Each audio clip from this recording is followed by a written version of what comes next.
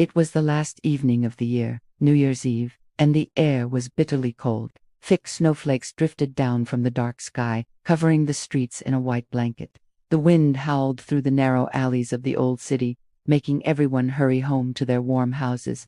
In the midst of this freezing night, a poor little girl walked barefoot through the snow. Earlier that day, she had worn old slippers that once belonged to her mother. They were much too big for her small feet. But while crossing the busy street, two carriages rushed by so fast that she lost both slippers. One was trampled and gone forever, and a boy snatched the other, laughing as he ran away, saying he would use it as a cradle for his future children.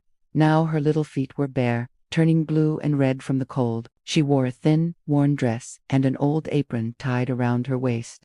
In that apron pocket were bundles of matches she was trying to sell. She carried more in her small, frozen hands. Matches, fine matches. Who will buy my matches? She called out in a weak voice. But the people passing by were wrapped in thick coats and scarves. They rushed past without looking at her.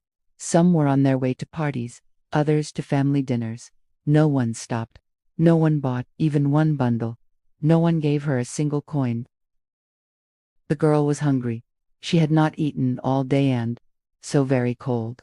Snowflakes fell on her long golden hair, curling beautifully around her shoulders, but she did not notice how pretty it looked. Lights shone from every window, bright candles, colorful lanterns, and the warm glow of fires inside. From many houses came the delicious smell of roast goose, stuffed with apples and prunes, cooking for the New Year's feast. The scent made her stomach ache even more. She walked on, her bare feet leaving small red marks in the snow. How she wished someone would buy her matches. If she could sell just a few, she might earn enough for a piece of bread. But as the evening grew darker, the streets became emptier. The bells of the churches rang out, calling people to celebrate the coming New Year. The little girl did not dare go home. Her father would beat her if she returned without money. Their home was almost as cold as the street anyway, just a bare room in an attic with holes in the roof where the wind blew in. She had stuffed rags in the cracks, but it did little good. At last, tired and shivering, she crept into a quiet corner between two tall houses. She sat down, tucking her little legs under her to keep them warm, but the cold crept deeper into her bones. Her hands were numb, almost frozen. If I light just one match, she thought, it will give a little warmth. She had seen people strike matches against walls to light their pipes. Surely one tiny flame would not be missed. She pulled out one match and struck it against the wall. Scratch! It flared up with a bright, warm light, like a small candle. In the glow of that single match, she saw a wonderful vision, a large iron stove with shiny brass knobs and a roaring fire inside. The heat felt so real she stretched out her feet toward it, feeling the warmth on her toes. But just as she sighed with comfort, the match burned out, the flame died, the stove vanished, and she was left holding a burnt stick in the dark, cold corner. Her hands shook, but she struck a second match. Scratch! This time, the light shone on the wall, and it became transparent like a veil. She looked straight into a beautiful room. On the table was a snow-white cloth, fine china plates, and in the center, a steaming roast goose stuffed with apples and dried plums. And then the most magical thing, the goose jumped down from the dish, waddled across the floor with a knife and fork stuck in its back, straight toward the little girl.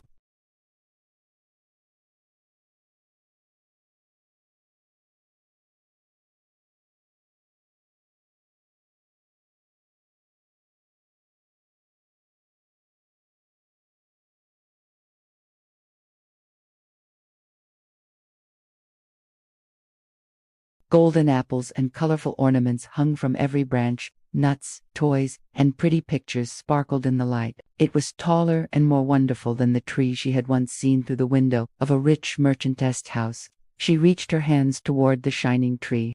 The candles burned higher and higher until they became stars in the sky. One star fell, leaving a long trail of light. When a star falls, someone dies and goes to heaven.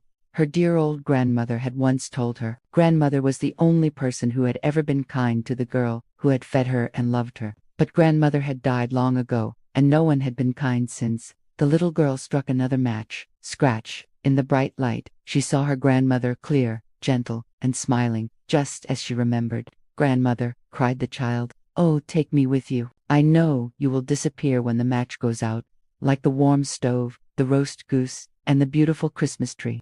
Quickly, afraid her grandmother would vanish, she struck the rest of the matches all at once. Scratch, scratch, scratch. The whole bundle flared up in a great burst of light, brighter than daylight. Now grandmother appeared larger and more beautiful than ever, glowing with love and kindness. She opened her arms, took the little girl close, and lifted her up. Together they flew upward in brightness and joy, higher and higher, far above the earth. There was no more cold, no more hunger, no more pain. They rose to the place where God lives, in perfect peace and happiness. The next morning, as the sun rose on the new year, people found the little girl in the corner. Her cheeks were rosy, and a gentle smile rested on her lips. She sat frozen against the wall, surrounded by burnt matches. Poor thing, they said. She tried to warm herself with her matches. No one knew about the wonderful visions she had seen. No one knew how beautifully the lights had shone for her, or how happily she had gone with her beloved grandmother into the joy of the new year.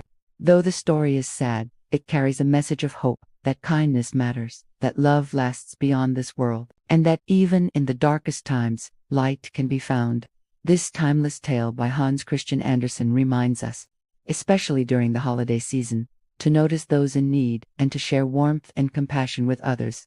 If you are struggling with difficult feelings or loneliness, please remember that help is available.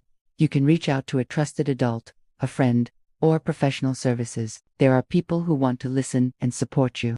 You are not alone. Thank you for listening. We hope this story touched your heart. If it did, please consider sharing it and subscribing for more stories that inspire and make us think. Stay warm and be kind to one another.